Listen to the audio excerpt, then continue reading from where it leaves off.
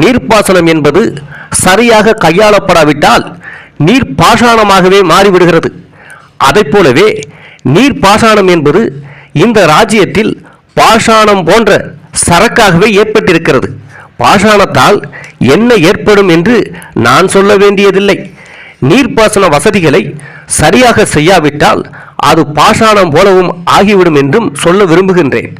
வெள்ளைக்காரன் இந்த நாட்டை ஆண்டபோது ஏற்பட்ட பழக்கங்களே இன்னமும் நாட்டில் இருப்பதைக் கண்டு நான் வருந்துகிறேன்.